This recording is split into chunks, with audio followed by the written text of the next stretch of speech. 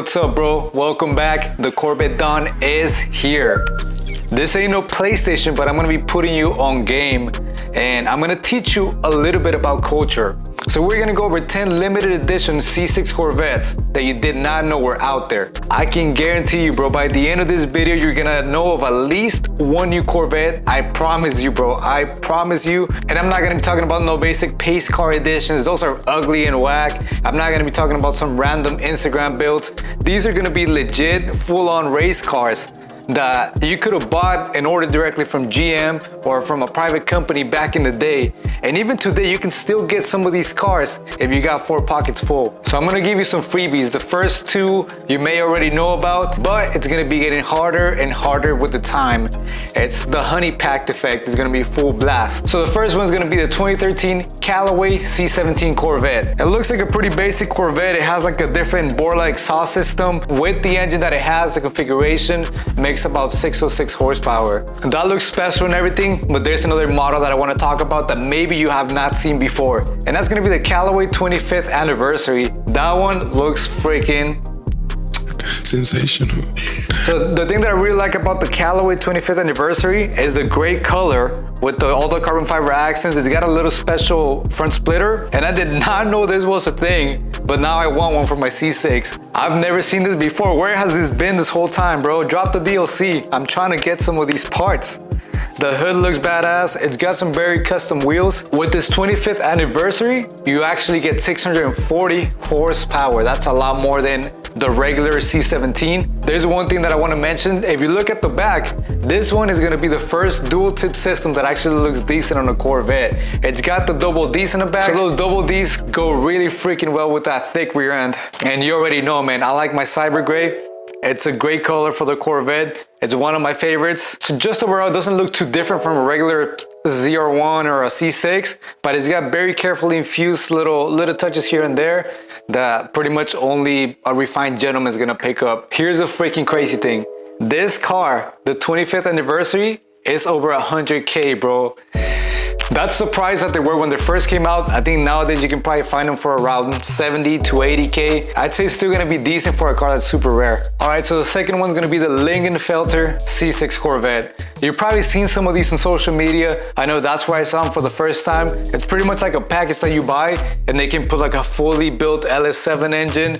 It makes about 630 horsepower. So pretty much you send your C6 to the company, they throw in a lot of goodies, they put in a better engine, maybe better suspension. But there's actually this one specific model or edition that is very special, and that's gonna be the C6, I don't even know how to say this, bro. Commemorative Edition. C6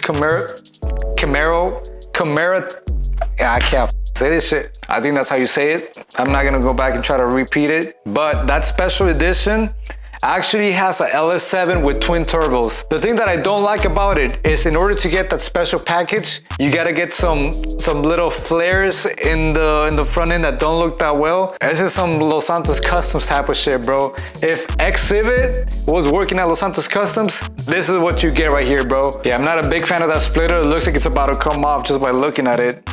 It's one scrape away from flying off into oblivion. So I'm actually interested to know what your thoughts are on these cars as well, so drop some comments for sure. All right, bro, now we're on to number 3. We're getting to the good stuff now. You probably have not heard of this car before. This is the Callaway C16. And I'm just gonna say, bro, this is legit an Aston Martin. This is the type of car that you would steal in a Fast and the Furious heist. You know what?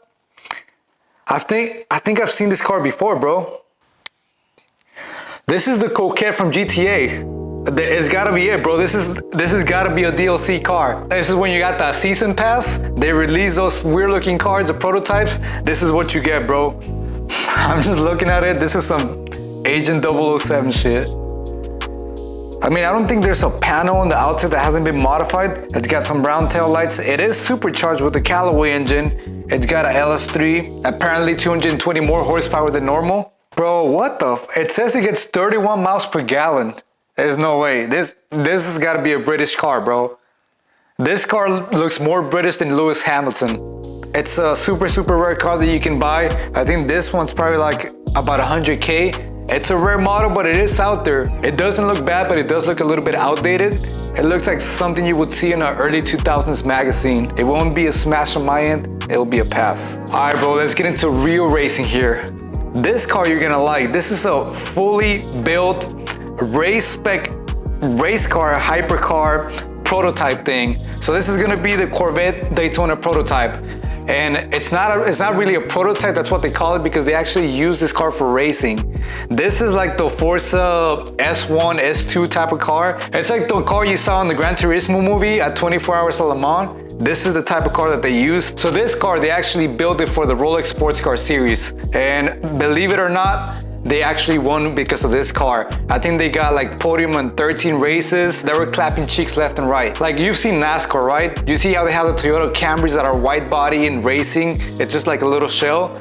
This actually has like C6 Corvette headlights, and it's got the same body lines and everything. And it looks freaking good. It doesn't look like it's just slapped together. Even when you look at it from the side, it still looks kind of like it's got the C6 curves, and it's just a badass freaking machine. So I'm not saying you can buy this one, but it's definitely a model that you did not know existed. So this one, the engine on this one is pretty interesting because it's out of the LS9 platform, but it's only a 5.5 liter. So that's like a 305 cubic inch displacement, which is like what Chevy was using in the 80s on like the IROC Camaros, but this is far from that because this one is obviously fuel injected. It's the LS platform, and then the other one was just like the small block Chevy type of engine. I was looking at some videos of this thing doing flybys. It sounds freaking insane. And when you accelerate, it sounds like a freaking minigun. And then when you're shifting, it sounds like you're on a Hayabusa or some shit. The shifts are, it's freaking insane. You gotta listen to it.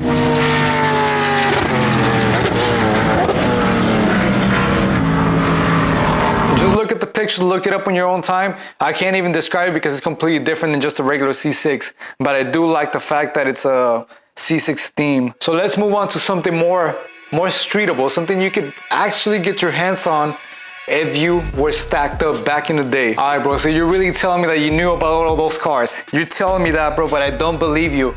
And I don't believe you've heard about this one before. The Pratt and Miller C6 Corvette RS. Yeah.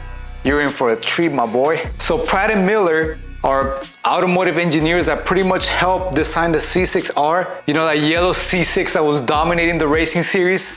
Yeah, those same guys built, not only did they build that car, but they actually helped build the Daytona prototype that we just saw. So this car is pretty much all that technology combined in a street car, a supercar for the street.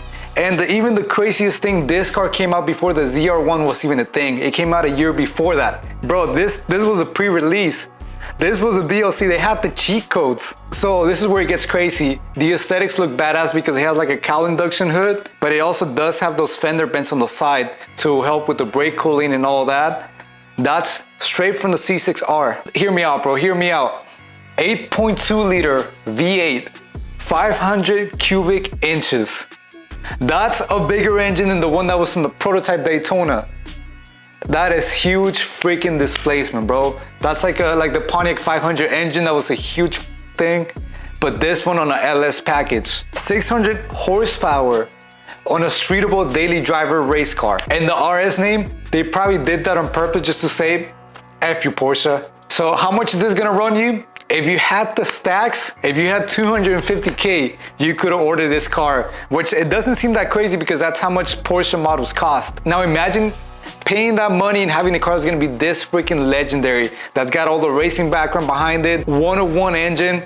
Man, I'd say it's worth it. All right, we're up to number 6. So we're gonna go with the Z06 Carbon Limited Edition. And a lot of people are gonna overlook this car, but it's actually very special. When you first look at it, it just looks like it's a Z06 with more carbon fiber. You know, like that one meme where it's like Daniel, and then you got the cooler Daniel, and it's just Daniel with some shades. Or like the one black guy that's standing in front of the camera, it says before, and then it says after, and he's just like standing a little bit further back. That's not what this is, bro. That's not what this is. It's a lot cooler than that, bro. And the way I can describe it, think of a Z06 on crack.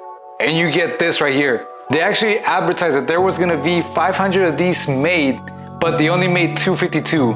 So that makes them even rare. And it's not just the Z06 with a little bit more carbon fiber. It's pretty much the stepping stone between a Z06 and a ZR1. It's like the in-between, the perfect balance. It's not 100K like the ZR1, and it's not like, how much was the Z06 when it came out, like 60K? It's about 76K, so like the in-between. You get some of the goodies from the ZR1, so you get the magnetic ride suspension, you still get the naturally aspirated LS7 engine. This car is actually 200 pounds lighter than the ZR1, so you pay less and you get more weight savings. You don't have a supercharged, but power to weight ratio, it evens out. And this is something that I really respect. I love when companies do this, but this one you can only get it in 2 colors. You could get it on the supersonic blue and the Inferno orange. And in this article right here, it says that as far as the interior, you can get it in any color you want, as long as it's black. I like that. This one wasn't too mind-blowing, it wasn't too different. It's definitely special though. But this next one, number 7, is just gonna, it's something you've never seen before, I promise you. This is the reason why you clicked on this video. So for number 7, we got the Corvette SV9 Competizione. This is a Corvette made to look like an Alfa Romeo. They actually took some of the, I think the tail lights and the headlights from the HC model and slapped it onto a Corvette. And not just that, the whole body is different. Everything screams Alfa Romeo. But the more I looked at it, the more I started respecting the body lines, how everything works together.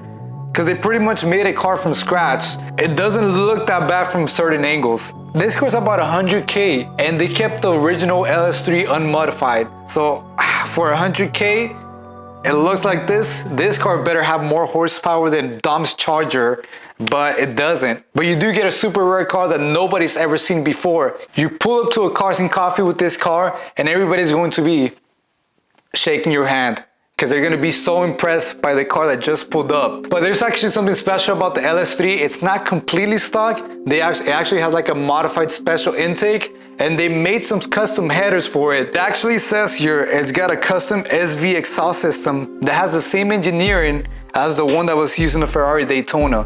Nah, bro, what can I say about this car, bro? This is another GTA looking car. This is a mix of 2 things. This is like a, if I was to give this car a name, it's a Corvette and an Alfa Romeo.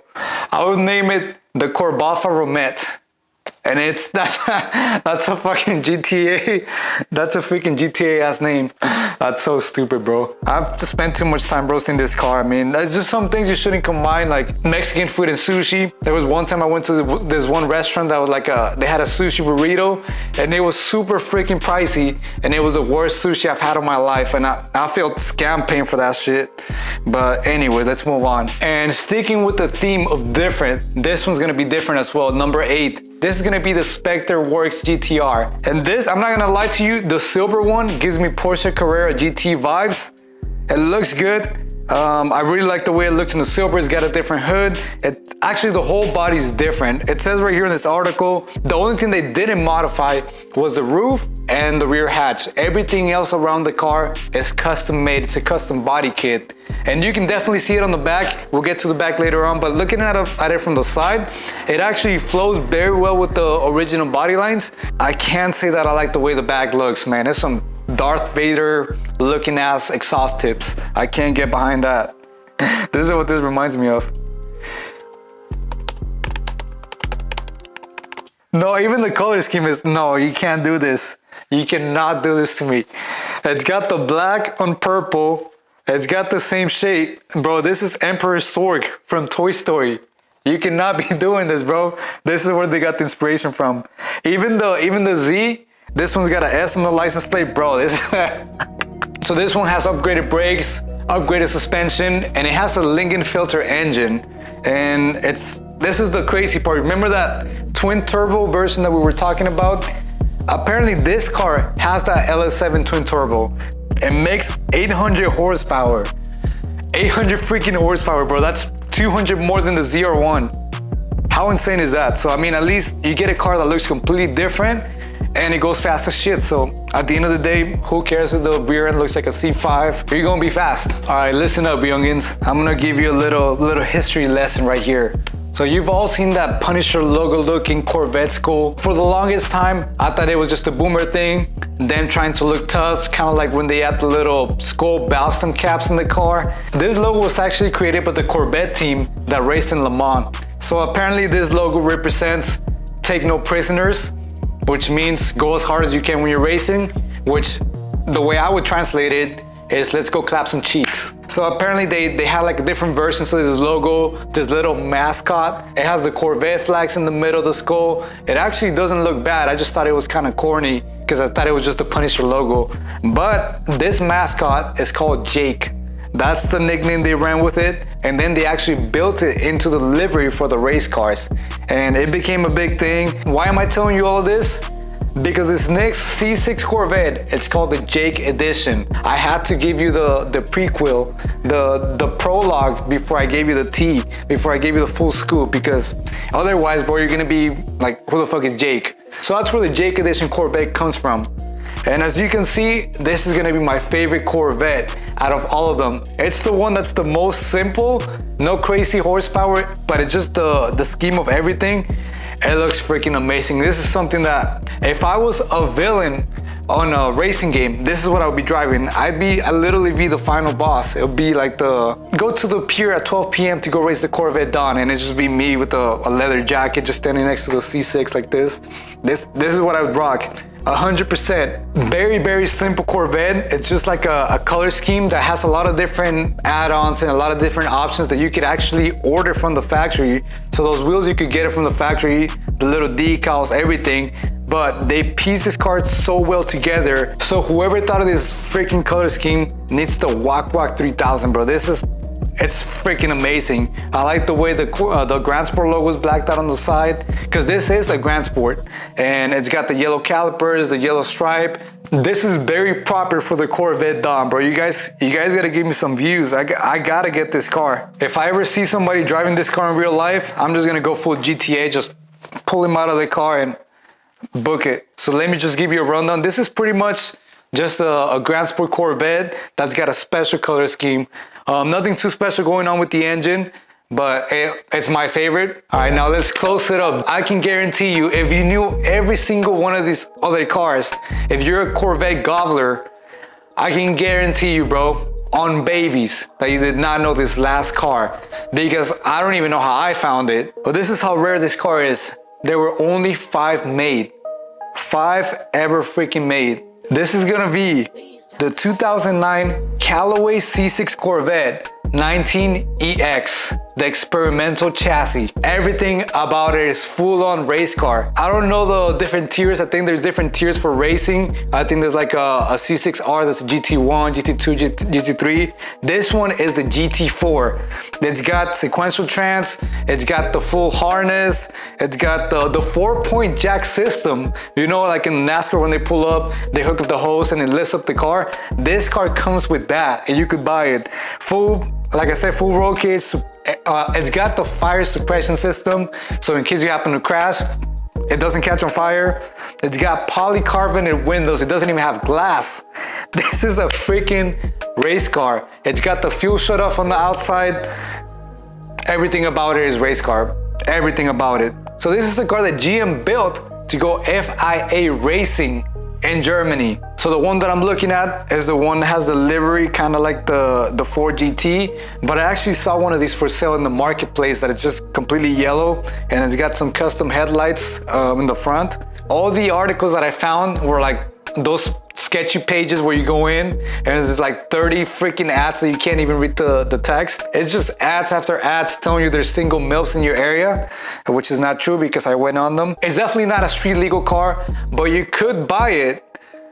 I think they go for about 250K. You could buy it. Imagine how freaking badass it would be. Driving a full-on GT4 car in the street, just slap some regular Corvette license plates on it.